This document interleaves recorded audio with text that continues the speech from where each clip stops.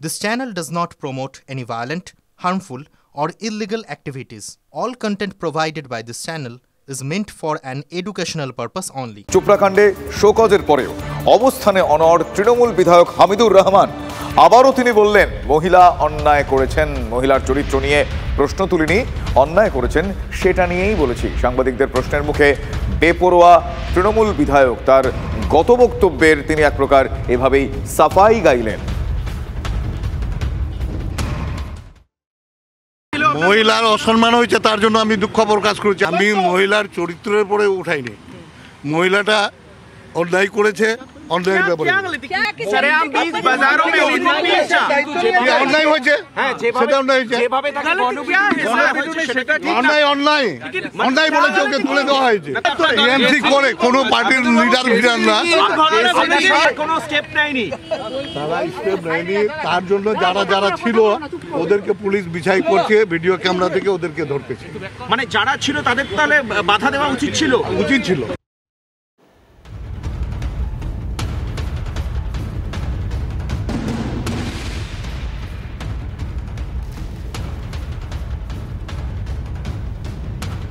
চোপড়াকাণ্ডে আগের অবস্থানে অনড় তৃণমূল কংগ্রেস বিধায়ক হামিদুল, তার আগের অবস্থানেই তিনি অনড় থাকলেন। তিনি আগে যা বক্তব্য বলেছিলেন সেখানে তিনি ওই মহিলাকে দুশ্চরিত্র বলেছিলেন, তার বক্তব্যে তেমনটাই উঠে এসেছিল। কিন্তু আজ তিনি তার বক্তব্যে সেই সুরই কিন্তু লক্ষ্য করা গেল। শোকজ করার পরেও অবস্থানে অনড় তৃণমূল বিধায়ক হামিদুর রহমান ফের বললেন মহিলা অন্যায় করেছেন, মহিলার চরিত্র নিয়ে প্রশ্ন তুলিনি, অন্যায় করেছেন সেটা নিয়েই বলেছি। সাংবাদিকের প্রশ্নের মুখে এক প্রকার বেপরোয়া আরও একবার তৃণমূল কংগ্রেস বিধায়ক হামিদুর রহমান। 21শে জুলাইয়ের পরই তৃণমূলের সংগঠনে বড় রদবদল হতে পারে, এই সম্ভাবনা জানতে পারা যাচ্ছে। রদবদল হতে পারে রাজ্য প্রশাসনেও। লোকসভা ভোটের আগে এক ঘরোয়া বৈঠকে অভিষেক ইঙ্গিত দিয়েছিলেন ফল ভালো না হলেও দায় নিতে হবে সংশ্লিষ্ট নেতাকে। আর সেই নিরিখে লোকসভায় যেসব জায়গায় খারাপ ফল হয়েছে সেখানে নেতৃত্বে রদবদলের প্রবল সম্ভাবনা। সাম্প্রতিকতম নানা ঘটনা, সাম্প্রতিকতম লোকসভা নির্বাচনের ফল এবং তারপরে এই সম্ভাবনা। আমার সহকর্মী সৌরভ এই মুহূর্তে রয়েছেন আমার সঙ্গে সরাসরি। সৌরভ গুহ আমার সঙ্গে রয়েছেন। সৌরভ, জানতে চাইবো যে এই সম্ভাবনা কতটা উজ্জ্বল এবং কি কি কারণে রদবদল হতে পারে, কোন কোন জায়গায় কোন কোন ক্ষেত্রে, এখনো পর্যন্ত কি কি জানতে পারছো? শুভজিৎ, প্রথমেই যেটা বলবার যে তৃণমূল কংগ্রেস দল এবং মমতা বন্দ্যোপাধ্যায়ের প্রশাসনে কিছু রদবদল হবে। এই রদবদল কিছু রুটিন এবং এই রদবদল নিয়ে বেশ খানিকটা আলোচনা চলছে। তার কারণ লোকসভা যে সদ্য সমাপ্ত লোকসভা নির্বাচন, সেই নির্বাচনে বহু জায়গায় ফল খারাপ হয়েছে। এই ফল খারাপের দায় কে নেবে? দায় নিশ্চিতভাবে নিতে হবে স্থানীয় নেতৃত্বকে, এবং সেই জায়গা থেকে সেখানে কিন্তু একটা বদলের সম্ভাবনা থেকেই যাচ্ছে। এবং তা নিয়ে গত 15 দিন ধরে তৃণমূল কংগ্রেসের অন্দরে একটা কিন্তু চর্চা চলছে। সৌরভ, তুমি আমাদের সঙ্গে থাকো। সৌরভ, সঙ্গে থাকো, আমি আবারও তোমার কাছে আসবো। তবে তার আগে আরো কিছু আপডেট দর্শকদের আমি এই বিষয়ে জানাবো যে তৃণমূলের ছাত্র এবং যুব নেতৃত্বের বদলের একটা সম্ভাবনাও কিন্তু উকি দিচ্ছে। ছাত্র সভাপতি পদে তৃণাঙ্কুর ভট্টাচার্য আছেন 6 বছর ধরে। এবার এই পদে বদল হতে পারে। ছাত্র সভাপতি পদে দুটি নাম নিয়ে এই মুহূর্তে আলোচনা তুঙ্গে।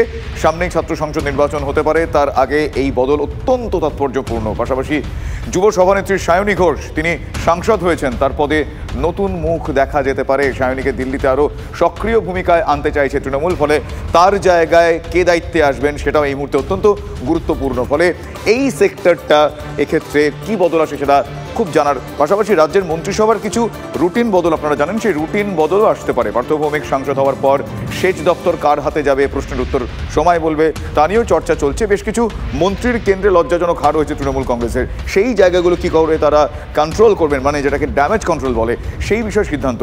সৌরভ, এই সংক্রান্ত মানে একদিকে যেরকম ছাত্র যুব, অন্যদিকে তৃণমূলের মন্ত্রী এবং সেখানে তিনি সাংসদ হয়েছেন, এই জায়গাগুলো কি করে, কোন কোন জায়গায় কিভাবে গ্যাপ সামাল দেওয়া যাবে, এই বিষয়ে কি আগাম জানা যাচ্ছে? শুভজিৎ, প্রথমেই যেটা বলবার যে ছাত্র সংগঠন এবং যুব সংগঠন, এই দুই সংগঠনের ক্ষেত্রেই বেশ কিছু গুরুত্বপূর্ণ রদবদল হতে চলেছে। তার কারণ ছাত্র সংগঠনে যিনি সভাপতি রয়েছেন তৃণাঙ্কুর ভট্টাচার্য বিগত 6 বছর ধরে তিনি সভাপতি রয়েছেন, সেক্ষেত্রে এই পদে বদল আসতে পারে। আর অন্যদিকে যুব সংগঠনের সভানেত্রী সায়নী ঘোষ, তিনি সাংসদ হয়েছেন এবং দল চাইছে যে তিনি দিল্লির রাজনীতিতে আরো ব্যস্ত হন। সেই জায়গা থেকে তার বিকল্প হিসেবে একটা নাম নিয়ে চর্চা কিন্তু ইতিমধ্যে শুরু হয়েছে। অন্যদিকে যে কথাটা আমি তোমাকে বলতে যাচ্ছিলাম, যে উত্তরবঙ্গের যদি তুমি জেলাগুলো দেখো, জলপাইগুড়ি, আলিপুরদুয়ার, এগুলোর পারফরমেন্স কিন্তু ভালো হচ্ছে না বিগত বেশ কিছু দিন ধরে। এখানে নেতৃত্ব বদলের একটা সম্ভাবনা। অন্যদিকে দক্ষিণবঙ্গে পূর্ব মেদিনীপুর সহ বেশ কিছু জেলায় জেলা সভাপতি বদলের একটা কিন্তু স্পষ্ট সম্ভাবনা তৈরি হয়েছে। ভোটের ফলাফলের নিরিখে, পারফরমেন্সের নিরিখেই কিন্তু এই বদল আসতে পারে বলে মনে করছে রাজনৈতিক মহল, এবং সেটা প্রবীণ নবীন দুই পক্ষের সহমতি ক্রমেই কিন্তু এটা ইমপ্লিমেন্টেড হতে পারে। কবে হবে? 21শে জুলাইয়ের পরে হবে না আরো কিছুটা সময়ের হবে, সেটা একটা দেখবার, কিন্তু এই মুহূর্তে এটা নিয়ে চর্চা চলছে তুঙ্গে। ধন্যবাদ সৌরভ। অধীর রঞ্জন চৌধুরী কি বলছেন আপনাদের শোনাবো, জয়প্রকাশ মজুমদার কি বলছেন আপনাদের শোনাবো ব্যাক টু ব্যাক।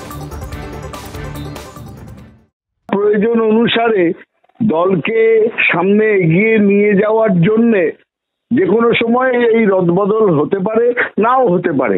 এই নিয়ে এখনই কোনো জল্পনার জায়গা আছে বলে আমি মনে করি না। তবে সামনের দিনে রদবদল হবে কি হবে না সেটা সিদ্ধান্ত একান্তভাবে নেবেন আমাদের নেত্রী মমতা বন্দ্যোপাধ্যায়। তাই জন্যে এই বিষয়ে অন্য কারুর কোনো রকম জল্পনা বা কোনো রকম ইঙ্গিত দেওয়ার অধিকারও নেই, সম্ভাবনাও নেই, এবং সেই নিয়ে জল্পনা করাও উচিত হবে না। এই পার্টিতে সংগঠন তো কিছু নেই। এই পার্টি একটাই মাথা, একটাই ছাতা, তারাই চালাবে পার্টি। বাকি সব তো ভৃত্যের মতন আজ্ঞা বহন করতে হয়। যারা নেতা তাদেরকে আদেশ দিবে, ভৃত্যের মতন আজ্ঞা পালন করবে। 21শে জুলাইয়ের পর তৃণমূলের সংগঠনে বড়সড় রদবদলের সম্ভাবনা। সাম্প্রতিকতম লোকসভা নির্বাচনে যে সমস্ত বিধানসভা কেন্দ্রের ফল, যে সমস্ত জায়গায় ফল ভালো হয়নি তৃণমূল কংগ্রেসের, আশানুরূপ হয়নি, সেই বিষয়গুলো তাদের স্ক্রুটিনি, এবং সেই স্ক্রুটিনির পরবর্তী এই পদক্ষেপ হতে পারে। এই মুহূর্তে আমার সঙ্গে টেলিফোন লাইনে রয়েছেন বিজেপি বিধায়ক শঙ্কর ঘোষ। শঙ্করবাবু, তৃণমূল কংগ্রেসের আগাম বেশ কিছু রদবদলের সম্ভাবনা দেখতে পাওয়া যাচ্ছে বা শোনা যাচ্ছে এখনো পর্যন্ত, সেটা 21শে জুলাইয়ের পরবর্তীকালে হতে পারে বা কিছু পরে, এবং এক্ষেত্রে এই রদবদল কতটা ড্যামেজ কন্ট্রোল করার জন্য বা কতটা প্রয়োজন, কিভাবে দেখছেন? দেখুন, বদল হবে রাজনৈতিক দলের, এই নিয়ে অন্য দলের কার্যকর্তা হিসেবে তো আমার মন্তব্য করা উচিত নয়।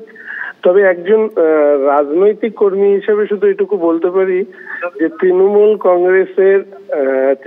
কংগ্রেসের ব্যক্তির বদল হবে, কিন্তু মানসিকতার বদল হবে না।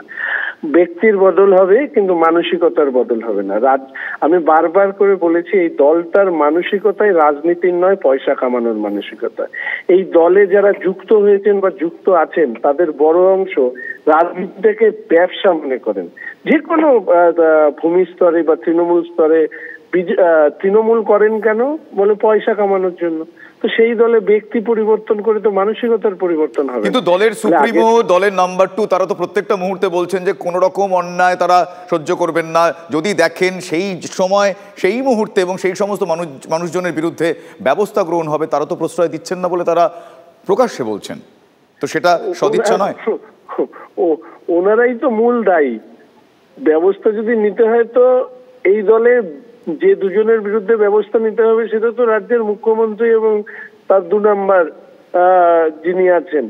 তো ফলে এগুলো এরা আছে এইভাবেই চলবে। এই দলটি এইভাবেই চলবে যতক্ষণ না পর্যন্ত মানসিকতার বদল হবে, ততক্ষণ পর্যন্ত এই দলে ব্যক্তি পরিবর্তন করে দলের কোনো পরিবর্তন হবে না। ধন্যবাদ শঙ্করবাবু।